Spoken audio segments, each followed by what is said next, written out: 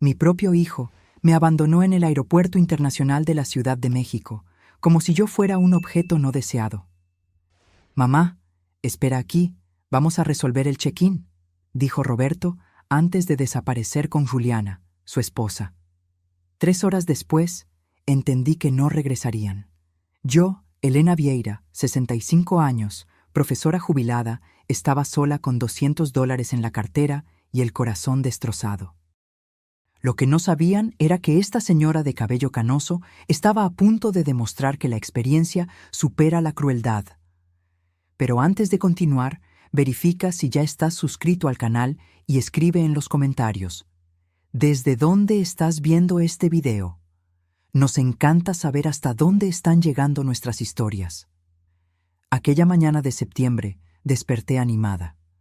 Roberto me había invitado a pasar un fin de semana familiar en la playa. «Mamá, mereces descansar. Hace tiempo que no viajamos juntos». Arreglé mi pequeña maleta y esperé ansiosamente en la puerta de casa. Cuando el coche de Roberto se estacionó, noté algo extraño en el comportamiento de él y de Juliana. Miradas intercambiadas, sonrisas contenidas, conversaciones susurradas. «¿Está todo bien?», pregunté, intentando disimular mi inquietud. «Claro, mamá, solo un poco atrasados», respondió Roberto, evitando mi mirada. En el camino hacia lo que yo pensaba que era el litoral, Juliana sugirió un cambio de planes. «Elena, estábamos pensando en darte una sorpresa. ¿Y si, en lugar de la playa, fuéramos a Cancún? Siempre quisiste conocer el Caribe mexicano, ¿no es así?». Mi corazón se aceleró. «¿Un viaje en avión?».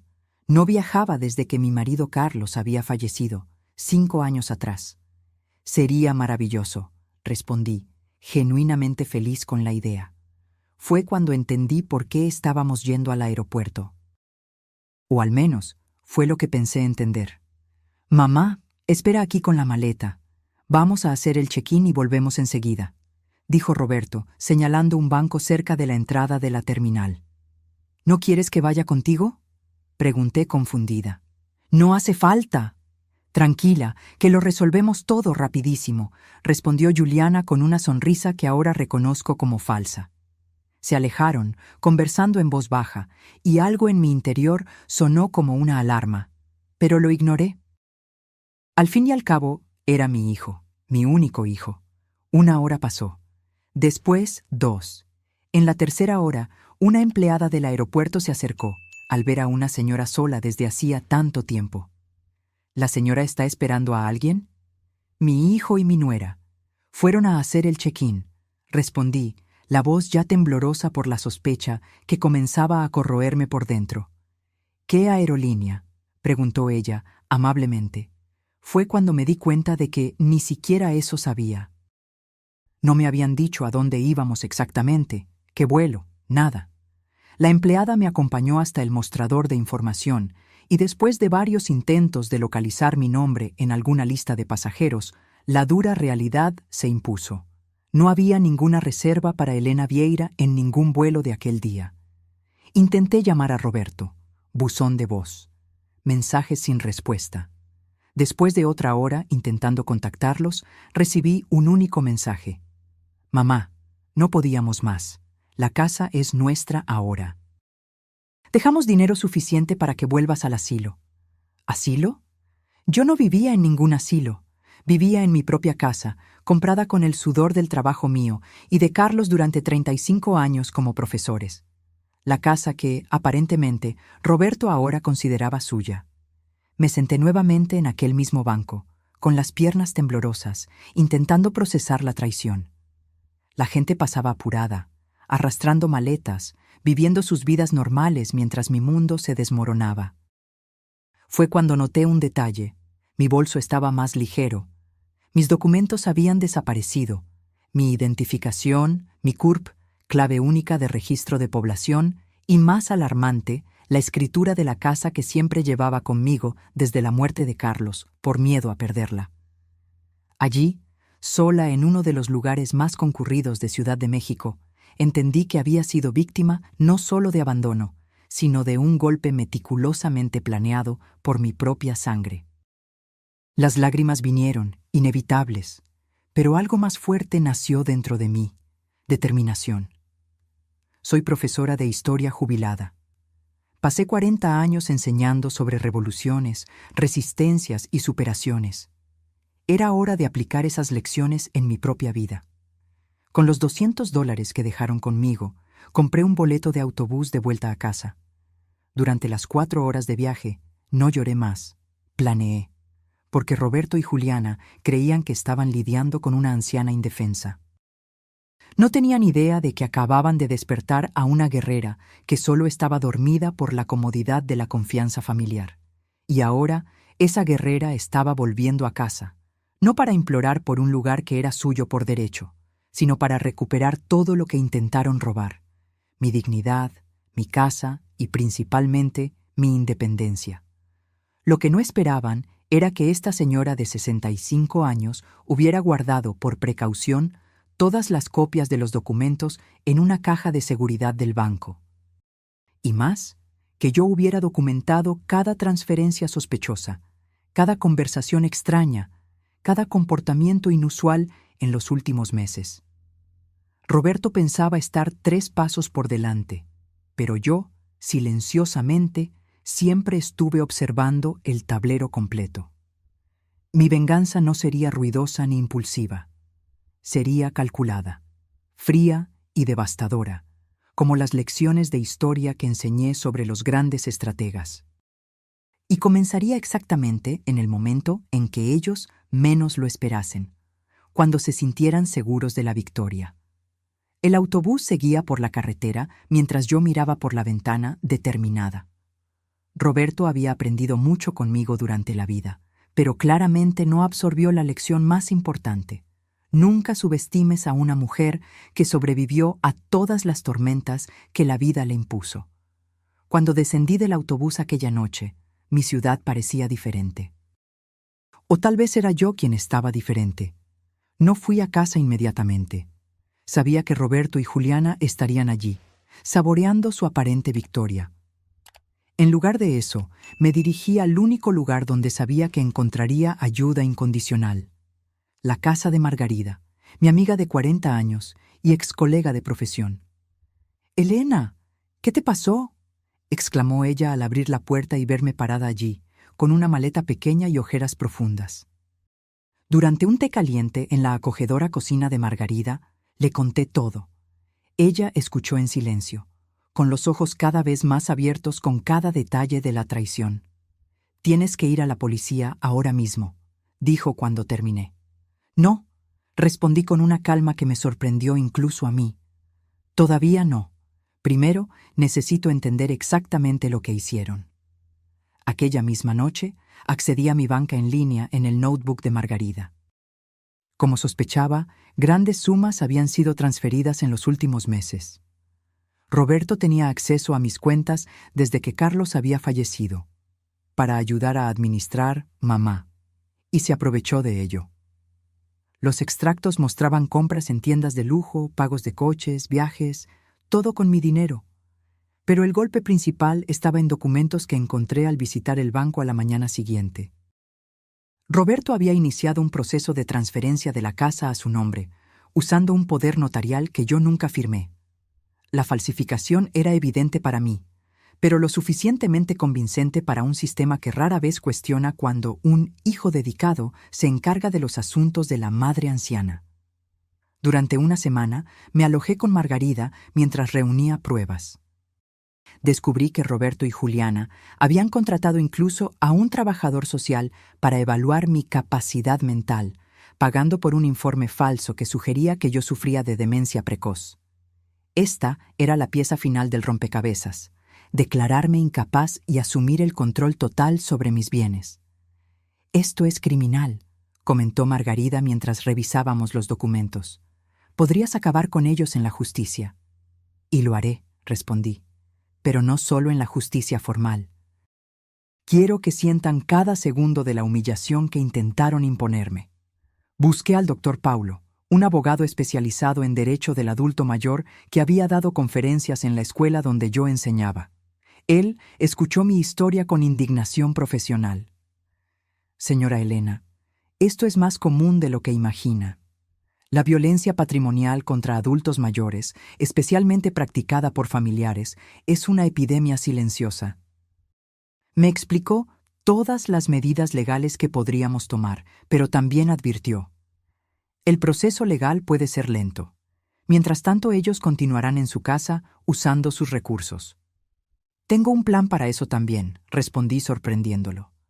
En los días siguientes, monté mi estrategia. Primero, con la ayuda del doctor Paulo, hicimos una denuncia policial por robo de documentos y falsedad ideológica.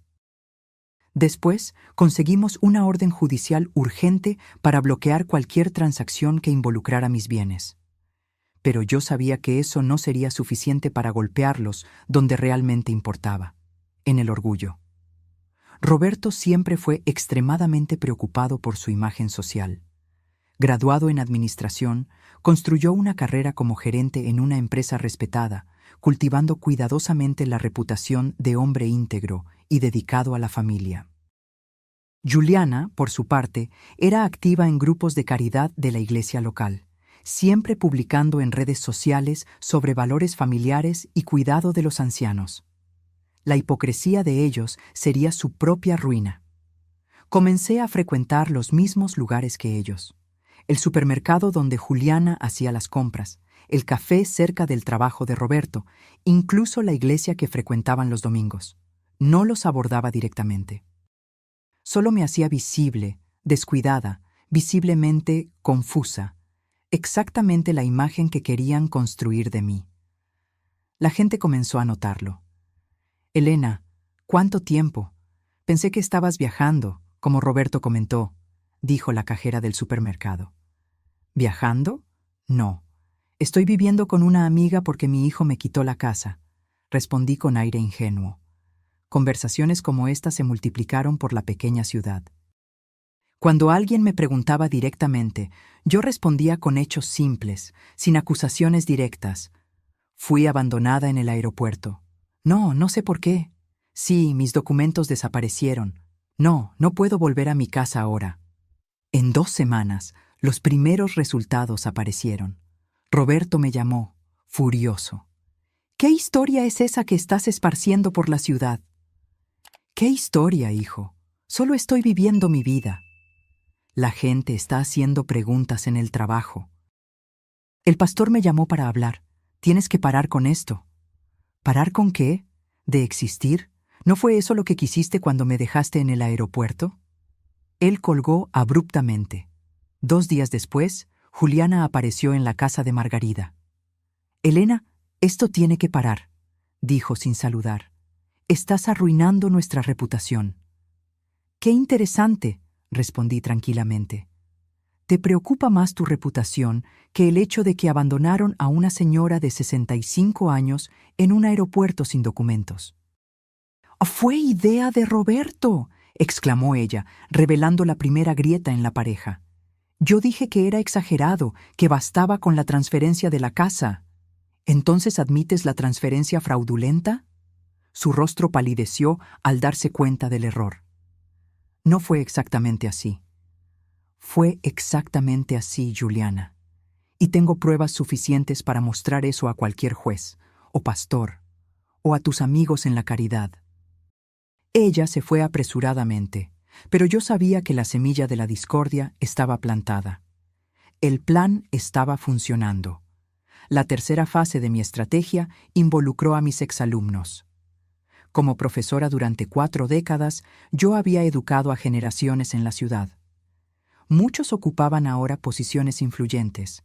Había periodistas, abogados, funcionarios públicos y empresarios. Organicé un café para matar las nostalgias en la casa de Margarida. 20 exalumnos asistieron, ansiosos por volver a ver a la querida profesora.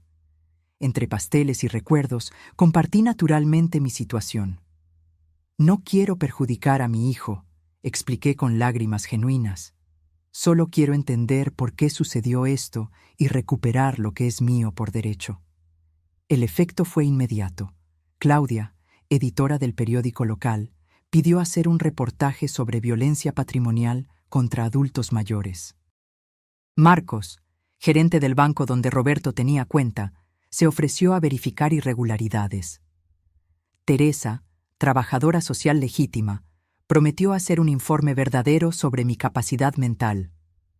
La red de apoyo que construí durante toda la vida estaba ahora movilizándose a mi alrededor, no por venganza, sino por justicia, y por primera vez desde el abandono en el aeropuerto, sentí que no estaba sola en esta batalla.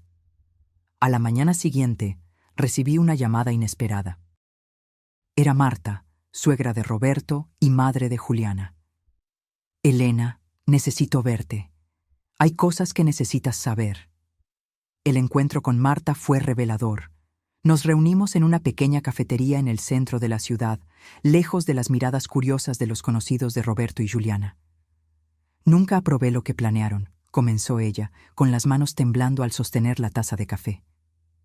Juliana me contó todo hace algunos meses, creyendo que yo la apoyaría. ¿Cómo podría apoyar algo tan cruel? Marta entonces desenrolló una historia que, aunque dolorosa, finalmente tenía sentido. Roberto estaba endeudado. Inversiones arriesgadas, un estilo de vida más allá de sus posibilidades, tarjetas de crédito al límite. La solución más fácil, en su mente, era mi casa, valorada en más de $800,000 y sin hipoteca. El plan inicial era convencerte de vender y vivir con ellos, explicó Marta. Cuando se dieron cuenta de que nunca estarías de acuerdo, decidieron algo más, drástico. ¿Por qué no me contaste antes? Intenté disuadirlos, lo juro. Cuando supe que realmente iban a seguir con eso, te llamé aquella mañana, pero Roberto contestó tu celular. Dijo que estaban saliendo a dar un paseo y que tú llamarías después.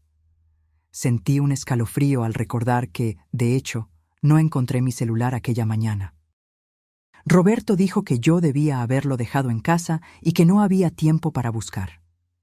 Después de que supe lo que pasó, me enfermé de preocupación. Pero tenía miedo de involucrarme más, de empeorar las cosas.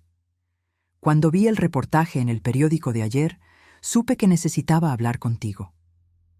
El reportaje que Claudia escribió, aunque sin citar nombres, describía claramente un caso de violencia patrimonial contra una respetada educadora local. La comunidad estaba indignada. Juliana está destrozada, continuó Marta. Están peleando constantemente. Roberto la culpa por haber hablado conmigo. Ella lo culpa a él por toda la idea. Pero lo peor es lo que hicieron con la casa. ¿Qué pasa con la casa?, pregunté, sintiendo mi corazón acelerar. Ya gastaron casi todo el dinero de la hipoteca que hicieron. ¿Hipoteca? Pero la transferencia aún no ha concluido. Usaron documentos falsos, Elena. Un esquema complicado con un notario deshonesto de otra ciudad. Consiguieron una hipoteca de $500,000 contra la propiedad. Sentí la sangre helarse. No solo habían intentado robar mi casa, ya la habían comprometido financieramente. El doctor Paulo me había advertido sobre esa posibilidad, pero no imaginé que conseguirían actuar tan rápido. ¿Dónde está el dinero ahora? Parte fue para pagar deudas, parte para un coche nuevo para Roberto, parte para reformas en la casa, tu casa. El resto, sinceramente, no sé. Salí de aquel encuentro con una mezcla de shock y determinación renovada. Llamé inmediatamente al doctor Paulo. «Necesitamos actuar ahora», dijo él después de escuchar la nueva información. «Vamos al juez hoy mismo con una solicitud de búsqueda y embargo. Tenemos pruebas suficientes de fraude documentado». Las siguientes 24 horas fueron un torbellino. El juez, sensibilizado con el caso e impresionado con la cantidad de pruebas que habíamos reunido, emitió no solo la orden de búsqueda y embargo, sino también un mandato de desalojo de emergencia contra Roberto y Juliana. «No es común en casos familiares», explicó el doctor Paulo, pero el juez entendió que hay riesgo de dilapidación completa del patrimonio y daños irreparables. A la mañana siguiente, acompañada por oficiales de justicia, policías, el doctor Paulo y, por mi insistencia, Margarida, llegué a la puerta de mi propia casa, un lugar donde viví por 35 años, pero del cual estaba exiliada hacía casi un mes. Roberto abrió la puerta todavía en pijama, con los ojos hinchados de quien no dormía bien hacía días. Su rostro pasó de la sorpresa al shock cuando vio al grupo detrás de mí. «Mamá, ¿qué significa esto?» El oficial de justicia dio un paso adelante. «Señor Roberto Vieira, estamos aquí para ejecutar una orden judicial de desalojo y búsqueda y embargo. Ustedes tienen 2 horas para reunir pertenencias personales y dejar el inmueble». «Esto es un absurdo», gritó él con el rostro rojo de rabia. «Esta casa es mía». «Me temo que no, señor», respondió el oficial tranquilamente, entregándole los papeles. Todos los documentos de transferencia fueron considerados fraudulentos por el juez. La propiedad pertenece legalmente a la señora Elena Vieira. Juliana apareció detrás de él, pálida. «Roberto, ¿qué está pasando?» «Tu madre nos delató, eso es lo que pasó», acusó él. «¿Mi madre? ¿Qué tiene ella que ver con esto?» Mientras ellos discutían, entré en mi casa. El impacto fue inmediato. Nada estaba como lo dejé. Los muebles antiguos que tanto amaba habían desaparecido, sustituidos por piezas modernas e impersonales. Las paredes amarillas que Carlos y yo pintamos juntos ahora estaban grises. Las fotos de familia, mis libros, mis recuerdos, todo había sido removido o relegado a cajas que encontré apiladas en el garaje. «¿Qué hicieron con mis cosas?», pregunté, con la voz temblorosa. «Renovamos, mamá», respondió Roberto, intentando sonar razonable a pesar de la situación. «Esta casa necesitaba una actualización. Te hicimos un favor». «¿Un favor?». Miré a mi alrededor, al hogar que no reconocía más. «¿Llamas a esto un favor? ¿Destruir mis recuerdos? ¿Borrar los rastros de tu padre de esta casa?». Por primera vez, vi un destello de vergüenza en sus ojos. Fue momentáneo, rápidamente sustituido por la defensiva habitual. La señora nunca entendió de decoración moderna. Esto aquí era un museo. Nadie vive así hoy en día. Los policías y el oficial de justicia comenzaron el proceso formal, inventariando ítems, verificando documentos. Juliana, en pánico, corría de un lado a otro juntando ropa y objetos personales. Roberto, después de algunas tentativas inútiles más de argumentar, se encerró en el escritorio con el celular, probablemente llamando a algún abogado. Margarida puso el brazo alrededor de mis hombros. «Está todo bien, Helena. Vas a recuperar tu casa. La decoración puede ser rehecha». «No son solo los muebles», respondí, las lágrimas finalmente venciendo mi determinación. «Es la sensación de violación. Ellos no solo intentaron tomar mi casa, intentaron borrar mi existencia de ella». Los oficiales encontraron todos los documentos que Roberto había escondido, incluyendo mis originales y las falsificaciones que él creó. También encontraron extractos bancarios detallando los gastos con el dinero de la hipoteca fraudulenta. $150,000 en deudas personales, $200,000 en un coche de lujo, que ahora sería incautado, $100,000 en mobiliario nuevo y reformas, y $50,000 en una cuenta en las Bahamas recién abierta. 2 horas después, como estipulado en la orden judicial, Roberto y Juliana salieron cargando solo maletas con ropa y artículos personales. El coche nuevo fue remolcado. Los muebles quedarían hasta la resolución completa del proceso, ya que técnicamente fueron comprados con dinero obtenido fraudulentamente contra mi propiedad. «Esto no va a quedar así», amenazó Roberto al salir. «Te vas a arrepentir, madre». «Yo ya me arrepiento, hijo», respondí con una calma sorprendente. «Me arrepiento de no haberme dado cuenta antes de lo que estaba sucediendo. Me arrepiento de haber confiado ciegamente en ti. Pero principalmente, me arrepiento de haber fallado como madre al punto de que tú creyeras aceptable hacer esto con la persona que te dio la vida». Él no respondió. Con una última mirada de desprecio, entró en el taxi donde Juliana ya lo esperaba, llorando. Cuando todos se fueron, los oficiales, los policías, incluso Margarida, que prometió volver más tarde con comida, me quedé sola en mi casa transformada. Me senté en el sofá desconocido y lloré. Lloré por el tiempo perdido, por la confianza traicionada, por los años de recuerdos que intentaron borrar de las paredes. Pero principalmente, lloré por el hijo que pensé haber criado versus el hombre que él se reveló ser. Después de agotar las lágrimas, me levanté y comencé a explorar cada rincón de la casa, recordando cómo era antes, planeando cómo sería de nuevo. En el cuarto que fue de Roberto en la adolescencia, encontré las cajas con los álbumes de familia que ellos no tuvieron el coraje de tirar. Me senté en el suelo, hojeando fotos de un niño sonriente que un día conocí, intentando entender dónde todo salió mal. Fue cuando encontré, escondido entre las páginas de un álbum antiguo, un sobre amarillento dirigido a mí con la caligrafía inconfundible de Carlos. Mi marido, siempre previsor, había dejado una carta que yo nunca supe que existía, probablemente escondida por Roberto tan pronto como la encontró. Con manos temblorosas, abrí el sobre y comencé a leer palabras escritas 5 años atrás, pero que parecían dolorosamente proféticas para el momento actual. Mi querida Elena, si estás leyendo esta carta, significa que ya partí y que algo serio sucedió para que la encuentres. Espero que haya sido por casualidad, durante una limpieza nostálgica y no por necesidad.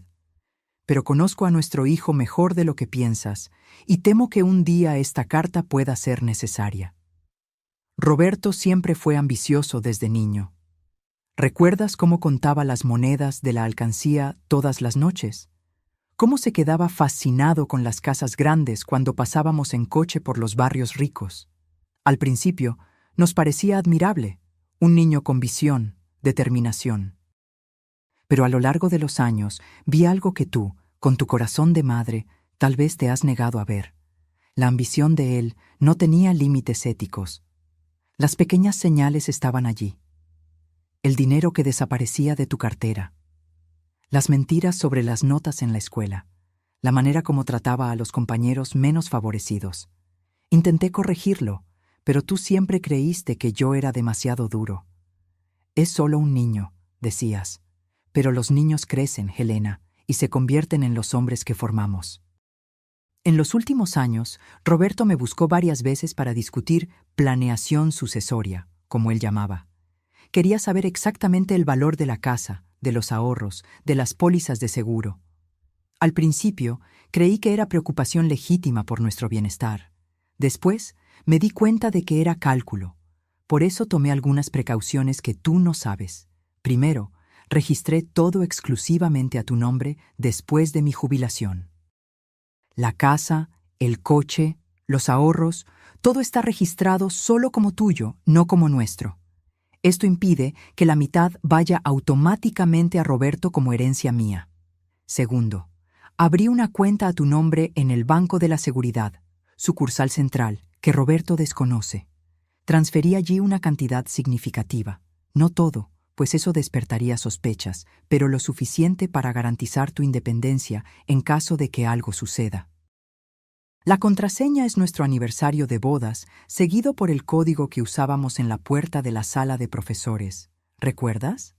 Tercero, y tal vez más importante, contraté discretamente al doctor Paulo Méndez para ser tu abogado en caso de necesidad. Él tiene copias de todos los documentos importantes e instrucciones para ayudarte si Roberto intenta algo. El número de él está grabado en aquel llavero de madera que te di en nuestro último aniversario. No es solo decorativo. Elena, sé que te estás preguntando por qué nunca te conté sobre estas sospechas. La verdad es que no estaba seguro, y la idea de envenenar tu relación con nuestro único hijo me parecía demasiado cruel. Tal vez estoy equivocado. Tal vez Roberto sea exactamente el hijo amoroso que tú crees que es, y esta carta nunca sea necesaria. Recé para que así fuera. Pero si estás leyendo esto en un momento de crisis, debes saber que no estás sola. Siempre fuiste más fuerte de lo que piensas, Elena. Fuiste tú quien enfrentó a la dirección de la escuela cuando intentaron censurar tus materiales sobre la dictadura. Fuiste tú quien organizó la huelga del 89 que garantizó nuestros derechos. Fuiste tú quien educó a generaciones de jóvenes a pensar críticamente. Usa esa fuerza ahora. No permitas que el dolor o la traición te definan. Lucha por lo que es tuyo, pero no pierdas tu esencia en el proceso. La venganza puede parecer dulce, pero la justicia verdadera es más satisfactoria y te permitirá dormir en paz. Y recuerda siempre, nuestro valor no está en la casa o en los ahorros. Está en las vidas que tocamos, en los alumnos que inspiramos, en el amor que compartimos. Eso nadie puede robártelo. Con todo mi amor, hoy y siempre, Carlos. Las lágrimas corrían por mi rostro mientras doblaba cuidadosamente la carta. Carlos, incluso ausente desde hacía 5 años, todavía cuidaba de mí. Todavía me protegía. Y más importante, me recordaba quién era yo realmente. Sequé las lágrimas y tomé el llavero de madera que usaba desde que Carlos me lo dio, pero nunca había examinado con atención. Girándolo en mis manos, noté una pequeña protuberancia. La presioné y un compartimento secreto se abrió, revelando un pequeño papel con un número de teléfono, exactamente el mismo de la tarjeta que el doctor Paulo me había dado semanas atrás. Carlos había previsto todo. ¿Y aquella cuenta bancaria desconocida? ¿Seguiría existiendo? Con las manos temblando, marqué el número del Banco de la Seguridad. Me gustaría verificar una cuenta a mi nombre, Elena Vieira. La cuenta habría sido abierta hace aproximadamente 5 años por mi difunto marido, Carlos Vieira. Después de algunas verificaciones de seguridad, la asistente confirmó: «Sí, señora Elena, la cuenta está activa y tiene un saldo actual de $387,942,153, con los intereses acumulados». Casi dejo caer el teléfono. Carlos no solo había previsto los problemas, me había dado los medios para resolverlos. Con ese dinero podría restaurar la casa, recuperar muebles similares a los que perdí, y todavía me sobraría para vivir cómodamente durante años. Aquella noche dormí en el cuarto de huéspedes, ya que mi cuarto había sido completamente remodelado con una cama extraña y decoración impersonal. Pero, por primera vez en semanas, dormí profundamente, con la carta de Carlos bajo la almohada y un plan claro para el futuro. A la mañana siguiente, comencé la reconstrucción. Llamé al doctor Paulo para informarle sobre la cuenta secreta y discutir los próximos pasos legales. La hipoteca fraudulenta sería impugnada, y aunque el proceso podría tardar, las posibilidades eran buenas, considerando las pruebas contundentes de fraude. «El banco que concedió la hipoteca tendrá que asumir la pérdida», explicó el doctor Paulo. «No realizaron la debida diligencia al verificar los documentos. La casa permanecerá tuya, sin deudas». Enseguida, llamé a Margarida y a otras amigas profesoras. En pocas horas, ellas organizaron un voluntariado de limpieza y reorganización. Más de 10 excolegas aparecieron, trayendo comida, productos de limpieza y algo aún más valioso: solidaridad. «Vamos a limpiar esa energía negativa de tu casa, Elena», dijo Lourdes, mi amiga de 30 años, abriendo todas las ventanas. Mientras las mujeres trabajaban, les conté sobre la carta de Carlos. No había vergüenza en compartir la historia ahora. La ciudad entera ya sabía sobre el golpe de Roberto a través del reportaje del periódico. «Carlos siempre fue un hombre prudente», comentó Ivone, que también había conocido a mi marido. «Siempre decía que esperaba lo mejor de las personas, pero se preparaba para lo peor».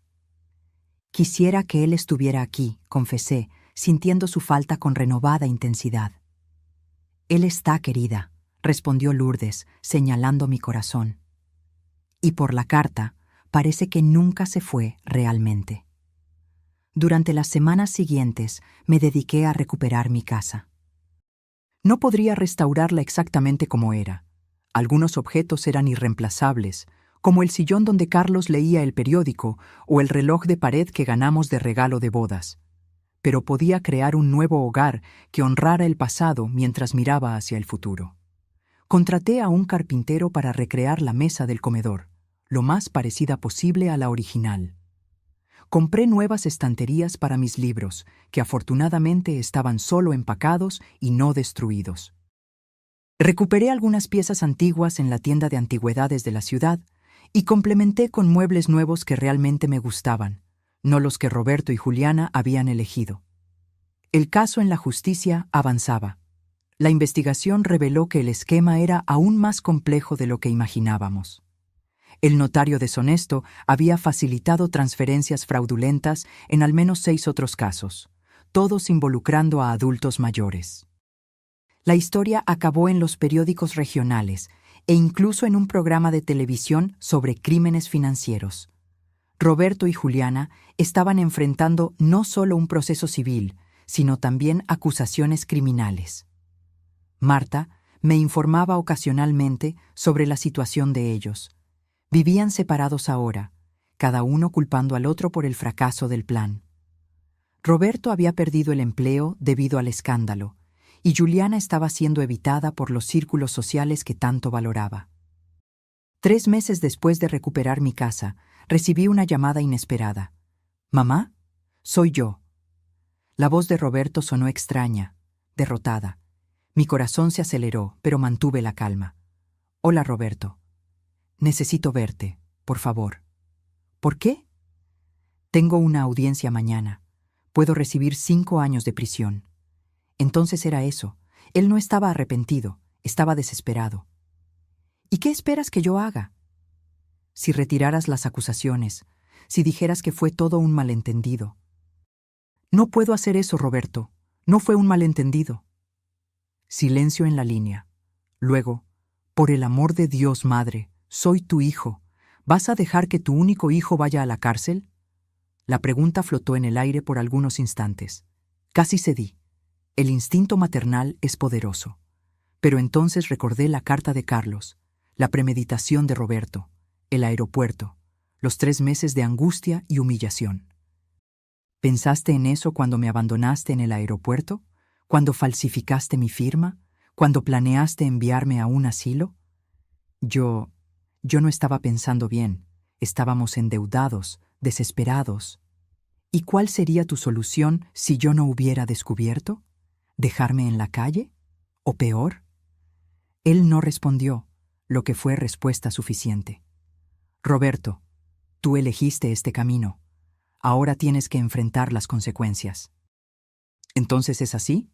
¿Sin perdón, sin segunda oportunidad? Respiré hondo antes de responder.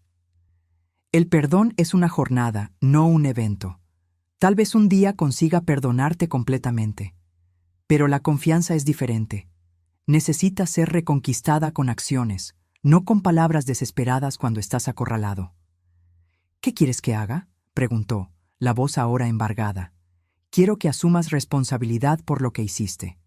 Enfrenta las consecuencias legales. Reflexiona sobre tus elecciones. Y cuando estés realmente listo para una reconciliación auténtica, no por necesidad, sino por verdadero arrepentimiento, entonces podemos hablar de nuevo. Colgué el teléfono con manos temblorosas, lágrimas silenciosas escurriendo por mi rostro. A pesar de todo, él todavía era mi hijo, el niño que cargué por 9 meses, que enseñé a andar, a leer, a soñar. Dolía profundamente negarle lo que pedía. Pero sería aún más doloroso permitir que escapara de las consecuencias de sus acciones sin arrepentimiento real. Eso solo reforzaría que el comportamiento era aceptable. En la semana siguiente, acompañada por el doctor Paulo, asistí a la audiencia. Roberto me vio. Nuestras miradas se cruzaron brevemente antes de que él desviara la suya, avergonzado. Aceptó un acuerdo con la fiscalía. 2 años de prisión con posibilidad de régimen semiabierto después de 8 meses, restitución financiera completa y servicio comunitario después de la liberación. Juliana recibió una sentencia suspendida con servicio comunitario obligatorio, ya que las pruebas sugerían que, aunque cómplice, ella había sido menos activa en la planeación. Marta me agradeció por no pedir pena máxima para su hija. Ella se equivocó gravemente, pero creo que aprendió la lección. 6 meses pasaron. Mi casa estaba completamente restaurada, no como copia exacta de lo que fue, sino como un nuevo hogar que reflejaba tanto mis recuerdos como mi nueva realidad. volví a dar clases como voluntaria en un proyecto para alfabetización de adultos mayores. Encontré propósito en ayudar a personas que, como yo, frecuentemente son subestimadas por la sociedad. Una tarde, recibiendo a mis alumnos para un té conmemorativo al final del semestre, oí el timbre. Era Marta. Helena, disculpa aparecer sin avisar. Roberto me pidió que te entregara esto. Me extendió un sobre simple con mi nombre escrito en la letra inconfundible de mi hijo. Le agradecí y lo guardé para leer después de que mis invitados se fueran. Por la noche, sola en el balcón que había reformado con colores vibrantes, una elección que el antiguo Roberto habría criticado como cosa de vieja, abrí el sobre. La carta de Roberto era extensa, escrita a mano en varias páginas. Diferente de las comunicaciones rápidas y digitales que él siempre prefirió, el esfuerzo de escribir manualmente ya indicaba un cambio. Mamá, escribo esta carta desde el lugar más improbable, una celda de prisión que comparto con otros 3 hombres. Nunca imaginé estar aquí, pero tal vez este sea exactamente el lugar donde yo necesitaba estar para finalmente ver la verdad. En los primeros meses, culpé a todos menos a mí mismo. Culpé a Juliana por no haber sido lo suficientemente discreta. Culpé al notario por no haber hecho documentos más convincentes. Culpé a la señora por haber sido demasiado lista para una anciana. Sí, llegué a ese nivel de distorsión. Entonces, durante una sesión de terapia obligatoria, parte de mi sentencia, el psicólogo me hizo una pregunta simple. ¿Qué hizo tu madre para merecer lo que tú planeaste para ella? Me quedé en silencio por mucho tiempo, buscando justificaciones. La señora era terca con el dinero. No entendía nuestras necesidades modernas. Estaba demasiado apegada a aquella casa antigua. Pero cuanto más intentaba justificar, más vacías sonaban mis excusas. La verdad, que estoy finalmente listo para admitir, es que la señora no hizo nada para merecer mi traición. Por el contrario, dedicó su vida a darme educación, amor, oportunidades. Sacrificó sus propios sueños para que yo pudiera realizar los míos. ¿Y cómo retribuí? Con avaricia, manipulación y crueldad. El psicólogo me ayudó a entender que mi comportamiento no comenzó de la nada. Siempre estuve obsesionado por el estatus, por las apariencias. Creía que merecía más, que las reglas normales no se aplicaban a mí, que el fin justificaba los medios. Culpé a mis problemas financieros, pero la verdad es que mi avaricia era insaciable. Aunque tuviéramos 5 casas como la tuya, yo probablemente todavía querría más. Hoy entiendo que el plan de abandonarte en el aeropuerto no fue solo criminal, fue inhumano. Dejar a mi propia madre, de 65 años, sin documentos, sin apoyo, como si fuera un objeto descartable. ¿Cómo pude? ¿Cómo me convertí en este monstruo? No espero tu perdón. Sinceramente no creo que lo merezca. Pero quiero que sepas que estoy trabajando para convertirme en una persona mejor. Alguien que pueda un día mirarse al espejo sin vergüenza. Alguien que honre el sacrificio que la señora y mi padre hicieron por mí, en lugar de traicionarlo. Si un día, cuando yo salga de aquí, la señora permite que yo demuestre este arrepentimiento con acciones, seré eternamente agradecido. Si no, lo entenderé. En ambos casos, pasaré el resto de la vida intentando compensar el mal que causé, a ti y a todos los que lastimé con mi arrogancia y egoísmo. Con profundo arrepentimiento y respeto tardío, Roberto. Leí la carta 3 veces, las emociones oscilando entre escepticismo, esperanza, dolor y un tímido alivio. ¿Sería sincero o solo otra manipulación de un hombre desesperado por mejorar su situación? No tenía respuestas todavía, solo la certeza de que necesitaba tiempo para procesar esas palabras. Guardé la carta en la gaveta del escritorio y decidí que no respondería inmediatamente. El tiempo diría si el arrepentimiento de Roberto era genuino. En las semanas siguientes recibí 2 cartas más de él. No mencionaban perdón o peticiones, solo compartían reflexiones sobre su infancia, recuerdos de momentos familiares y observaciones sobre su proceso terapéutico en la prisión.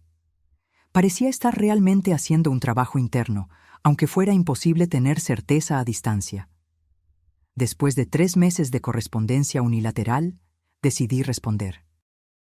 Mi carta fue breve. Roberto, recibí tus cartas. No puedo decir que estoy lista para perdonar completamente, pero reconozco tus esfuerzos para reflexionar sobre tus acciones. Eso es un comienzo.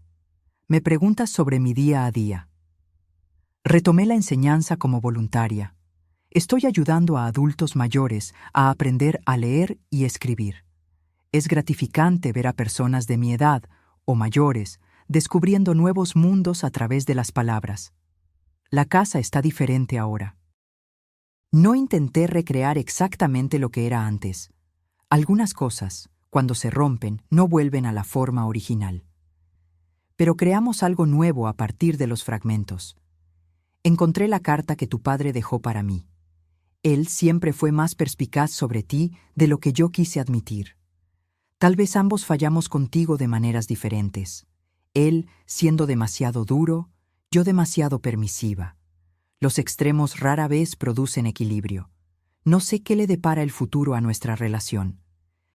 Por ahora, estoy dispuesta a continuar esta correspondencia, un paso a la vez. Elena. Nuestro intercambio de cartas continuó por meses.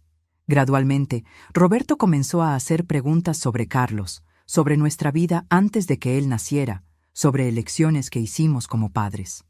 Me di cuenta de que, tal vez por primera vez, él estaba realmente interesado en entender quiénes éramos como personas, no solo como figuras parentales que existían para atender sus necesidades. 8 meses después de su prisión, Roberto consiguió la progresión al régimen semiabierto. Podía trabajar durante el día, volviendo a la prisión por la noche. Consiguió un empleo como asistente administrativo en una pequeña empresa. Nada comparado con el cargo gerencial que tenía antes, pero era un nuevo comienzo. Fue cuando recibí una llamada de él. «Mamá, ¿puedo visitarte el próximo domingo? Entiendo si es muy pronto». Hesité. ¿Estaba lista para verlo personalmente? ¿Para enfrentar al hijo que había planeado mi exilio? «Ven a almorzar», respondí finalmente. Mediodía. El domingo llegó con una ansiedad casi palpable. Preparé una comida simple: arroz, frijoles, la lasaña que a él le gustaba en la infancia. Nada extravagante, pero suficiente para indicar que no era solo una visita formal. A las 11:55 sonó el timbre. Roberto estaba puntual, algo raro en el pasado. Abrí la puerta y el shock fue inmediato. Mi hijo había cambiado drásticamente. Más delgado, cabellos canosos en las sienes que no estaban allí antes, ojeras profundas. Los 8 meses de prisión habían cobrado su precio físico. Pero fue su mirada lo que más me impactó. Los ojos arrogantes que siempre parecían evaluar todo con desdén, ahora estaban bajos, casi humildes. «Hola, mamá», dijo simplemente, sin intentar un abrazo, respetando el espacio que yo no había ofrecido todavía. «Entra, Roberto». Él me siguió hasta la sala, mirando a su alrededor con curiosidad.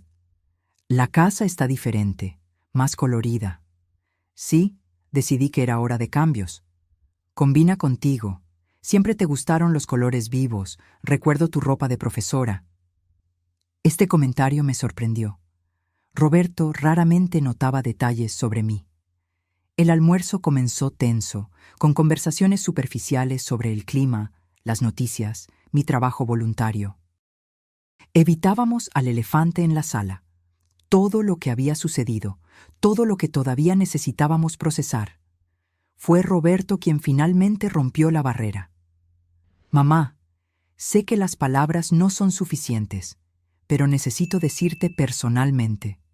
Lo siento mucho, profunda, verdaderamente arrepentido». Puse los cubiertos en la mesa, observándolo atentamente. «¿Por qué, Roberto? Es lo que nunca entendí. ¿Por qué llegar a tal extremo? Podrías haber pedido ayuda financiera. Podrías haber sido honesto sobre tus dificultades». Él respiró hondo, los ojos fijos en la comida que apenas había tocado. «No fue solo por dinero. aunque me convencí de eso en la época. Fue orgullo, vergüenza. No conseguía admitir que había fracasado financieramente, que había tomado malas decisiones. Era más fácil tomar lo que creía que merecía que admitir que no lo merecía. ¿Y eso justificaba abandonarme como basura? Nada lo justifica, respondió inmediatamente. Absolutamente nada. Me convertí en un monstruo, mamá.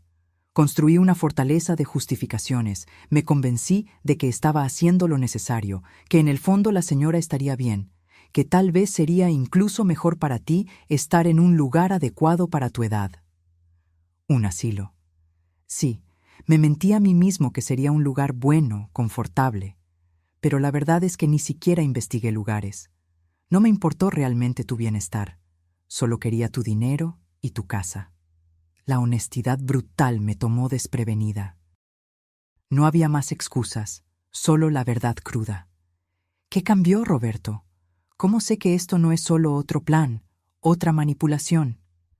Él levantó los ojos, encontrando los míos por primera vez. No puedes saberlo con certeza. Yo mismo estoy aprendiendo a confiar en ese cambio. Todo lo que puedo ofrecer son acciones consistentes a lo largo del tiempo, no promesas vacías.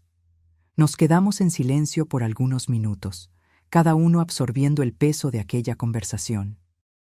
¿Qué pasó con Juliana?, pregunté finalmente, cambiando ligeramente el tema. Nos divorciamos. Ella volvió a la casa de su madre permanentemente. Está haciendo terapia también. ¿Y tu futuro? ¿Tienes planes? Estoy reconstruyendo desde cero. Cuando termine mi pena, pretendo trabajar con educación financiera para personas endeudadas, usar mi propia historia como alerta, mostrar que la avaricia y los atajos ilegales solo llevan a la destrucción. Asentí, todavía cautelosa, pero notando la ausencia de grandiosidad en sus planes. Una buena señal. El antiguo Roberto habría hablado de reconstruir un imperio, de probarles a todos que todavía era exitoso. Cuando él estaba a punto de irse, al final de la tarde, se detuvo en la puerta. «Mamá, no espero volver a nuestra antigua relación. Sé que rompí algo precioso e irreemplazable, pero si me lo permites, me gustaría construir algo nuevo. No como hijo que exige, sino como persona que respeta a otra persona. Un paso a la vez». «Un paso a la vez», concordé. «Es todo lo que puedo ofrecer ahora». Él asintió, aceptando esos términos limitados con una humildad que jamás había demostrado antes. En los meses siguientes, Roberto cumplió su palabra. Visitas quincenales, siempre respetuosas, siempre manteniendo distancia emocional apropiada. Pequeños gestos. Arreglar un grifo roto, ayudar a cargar compras pesadas, sin exigir reconocimiento o gratitud. Comenzó a asistir a un grupo de apoyo para personas con comportamiento compulsivo financiero. Inició un blog anónimo compartiendo su jornada de recuperación y alertando sobre los peligros de la avaricia descontrolada. Un año después de su liberación definitiva, recibí una invitación inesperada. Roberto había organizado una ceremonia de graduación para los adultos mayores del proyecto de alfabetización donde yo trabajaba. Consiguió donaciones de empresas locales, organizó un pequeño cóctel, certificados impresos, incluso un fotógrafo voluntario. ¿Por qué?, pregunté cuando él me contó sobre la sorpresa. Porque tu trabajo importa, porque esas personas merecen reconocimiento, porque quiero apoyar lo que es importante para ti, sin tomar para mí, sin controlar, solo contribuyendo. La ceremonia fue un éxito.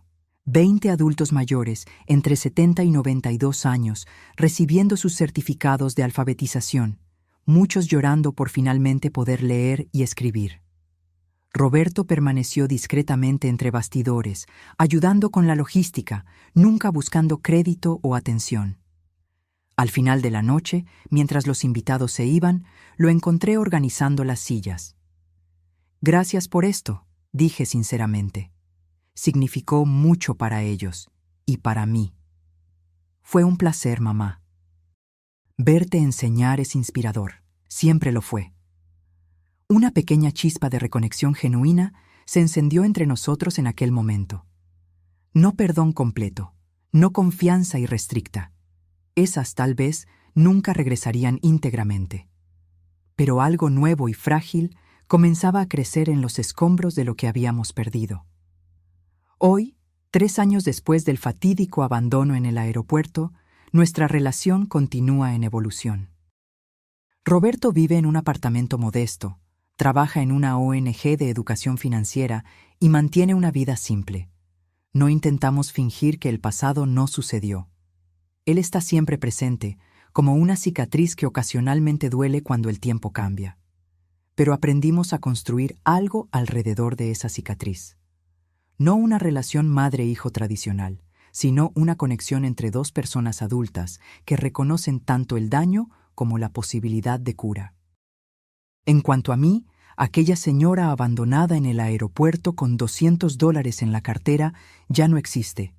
En su lugar está una mujer de 68 años que descubrió su propia fuerza, que reconstruyó su vida en sus propios términos, que aprendió que incluso en las mayores traiciones pueden existir semillas de transformación. Mi casa ahora es verdaderamente mía, no solo legalmente, sino espiritualmente. Cada rincón refleja mis elecciones, mis gustos, mis historias. Las fotografías de Carlos continúan en las paredes, pero también hay nuevos cuadros, de viajes que hice sola, de celebraciones con mis alumnos adultos mayores, de momentos que representan mi independencia reconquistada. Y en la mesa de noche guardo 2 cartas. Una de Carlos, recordándome que siempre fui más fuerte de lo que pensé. Y una de Roberto, un recordatorio de que incluso las relaciones más dañadas pueden encontrar nuevos caminos, si hay coraje para enfrentar la verdad y persistencia para reconstruir ladrillo a ladrillo. La traición nunca desaparece completamente, se vuelve parte de la historia, un capítulo doloroso pero instructivo. Y tal vez sea esa la mayor lección que aprendí. Nuestro valor no está en nunca caer, sino en cómo nos levantamos después de la caída. No está en nunca ser traicionados, sino en cómo reconstruimos nuestra dignidad a pesar de la traición. Ahora, si te gustó esta historia, haz clic en suscribirse y dime en los comentarios, ¿qué parte te dejó boquiabierto? Y no olvides hacerte miembro para tener acceso a videos exclusivos que no publico aquí. Te espero allí.